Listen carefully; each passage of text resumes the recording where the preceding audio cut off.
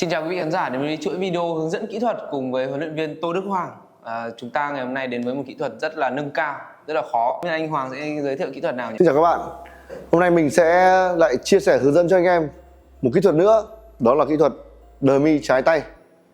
Kỹ thuật này dùng chuyên để đối phó với những quả flick của đối thủ này, những quả giật ngoi mà chưa đủ xoáy, chưa đủ độ an toàn của đối thủ, mình có thể dùng quả này để áp chế lại đối phương và ghi điểm. Trước đây thì mình cũng đã hướng dẫn cho anh em cái kỹ thuật mà giật trái bình thường rồi. Giật dummy này nó sẽ khác quả giật bình thường ở chỗ là cái thời điểm đánh bóng.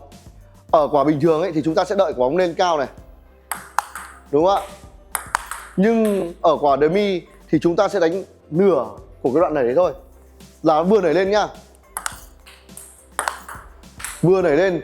Chính vì đánh nửa nảy cho nên là cái kỹ thuật nó cũng sẽ ngắn hơn một chút, ngắn hơn so với quả giật bình thường.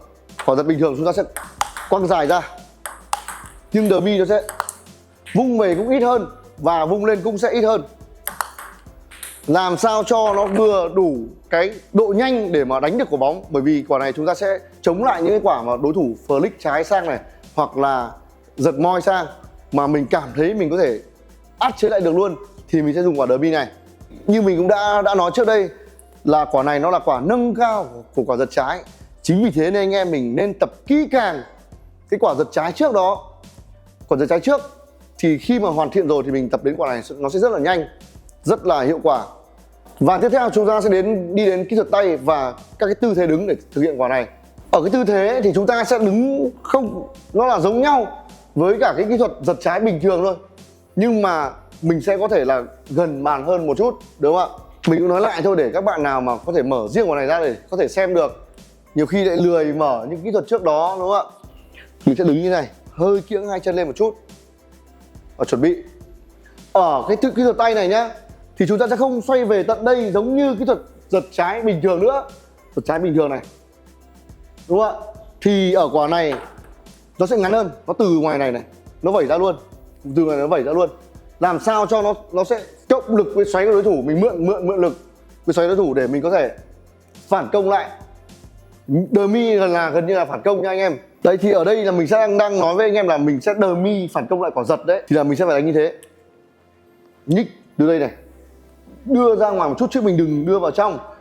Bởi vì đưa vào trong, tại sao lại như thế? Bởi vì khi mà đối thủ giật bóng nó sang rất là nhanh, mà mình rút tay về sâu thì nó sẽ không kịp, bởi vì giật bóng sẽ đi nhanh hơn của phòng thủ bình thường rất nhiều. Em để sẵn này, kê sẵn này, vẩy ra luôn. Bóng ở đâu mình đứng đâu mình vẩy ra như thế. Nó ngắn cực kỳ luôn, một đoạn thôi, nhưng mà mình phải tụ được lực và mình phải thắng xoáy đối thủ luôn. Ở đây mình sẽ thử đánh cho anh em xem nhá.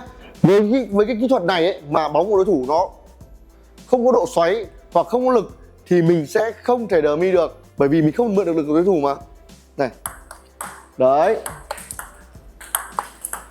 đây là vì bóng không có lực mình tự thả. Nhưng nếu như đối thủ bóng có cộng lực, mình chỉ cần dùng đoạn ngắn này thôi là mình có thể, bóng đã sang bàn kia rất lớn, bởi vì mình cộng một lực của đối thủ mà. Đây này, mình có thể đánh ngắn để mượn lực là đối thủ, bắt đầu. Rồi, vào. Đấy, chúng ta có thể mượn lực lại đối thủ. Dummy luôn. Sang này, sang bên này, sang bên này. Nhiều người ấy inbox xong hỏi tại sao các vận động viên của Trung Quốc hay là của Nhật Bản giật trái sao nó ngắn đấy. Nhưng thật ra đấy là người ta dummy chứ không phải người ta giật trái đâu. Còn bình thường giật trái nó sẽ đủ động tác, đủ lực sang thì nó mới ok, đúng không ạ? Anh em khi mà căn được xoáy rồi ấy là chúng ta phải nhanh tay lên, dứt khoát lên này, dứt khoát lên, đừng có hời, không bao giờ anh em mình đạt được cái tốc độ lớn để mà thắng được cái lực của đối thủ luôn. Căn này, được rồi, nhanh này, vẩy nhanh hết cỡ. Và cái điểm lưu ý thứ hai là chúng ta không, kể cả bóng đang rơi ngắn, chúng ta sẽ được hướng ở đây luôn, chứ chúng ta không rút tay về để đợi bóng, và khi đấy bóng nó sẽ chồm vào người. Đấy là hai cái điểm lưu ý. Chỉnh ngắn này, đấy, khỏe cổ tay lên, tập, đường thẳng. Thực ra ấy, bóng bàn hiện đại ấy là người ta đánh quả này rất nhiều, vì là trong bóng bàn hiện đại là người ta flick ngay từ quả đầu tiên luôn, cho nên là anh em, nhất là các vận động viên mà còn nhỏ tuổi ấy, chúng ta phải bổ sung quả này ngay.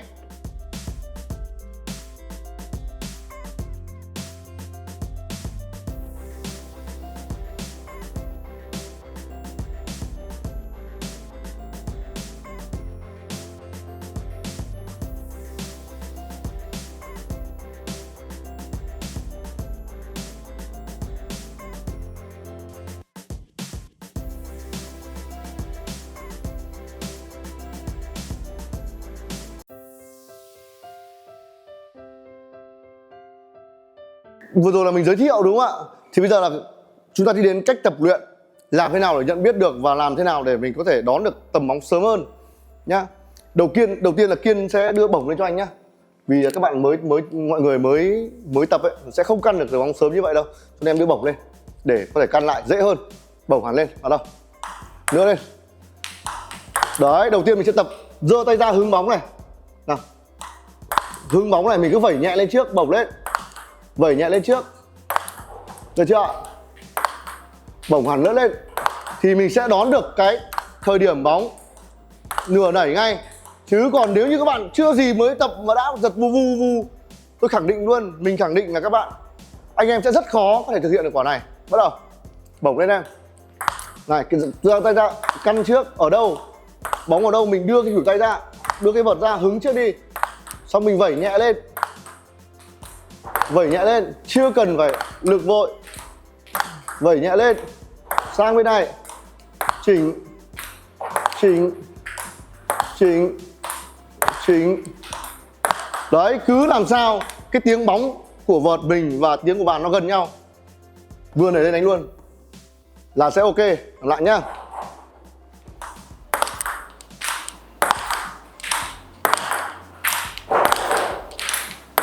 Đừng rút tay về chậm ngay.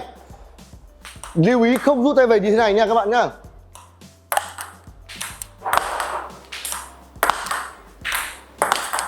Sau khi mà mình thành thục rồi thì bắt đầu mình hạ rất thấp dần độ cao của quả giật.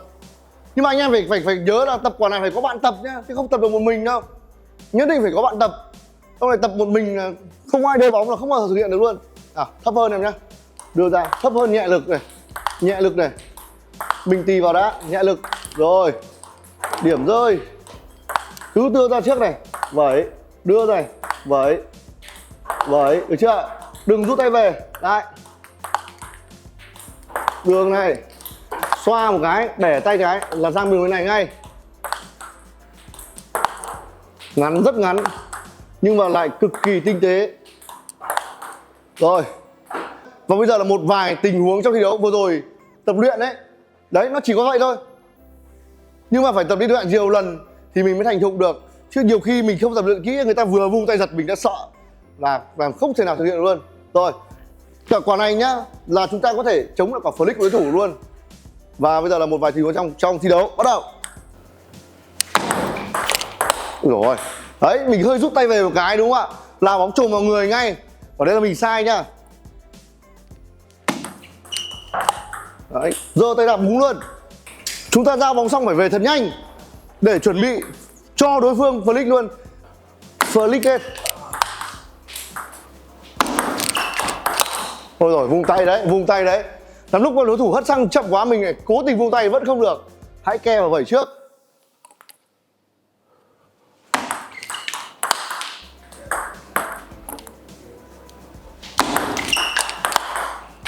Vâng, và bây giờ một tình huống khác nữa đúng không ạ? Chúng ta sẽ bắt lửng để đối thủ câu lên và chúng ta sẽ đè. Này, bắt ngắn này. Đấy, chúng ta sẽ bắt lửng thôi để đối thủ có thể giật không được tốc độ, đúng không ạ? Lửng vào thấp nhá. Cứ bắt bổng này thì thôi. Cảm giác tay thật sự tốt. Hơi lòi ra một tí đúng không ạ? Khi mà đối thủ đang ở bên phải, chúng ta 100% nên vê về thẳng đường chéo. Nó vừa dễ vào, nó vừa dễ ăn điểm. Ôi giời ơi, chờ đấy. Đúng không ạ? Nó giật hơi nhẹ, mình chờ một cái là nó bị sốc vào mặt ngay. Luôn phải tì.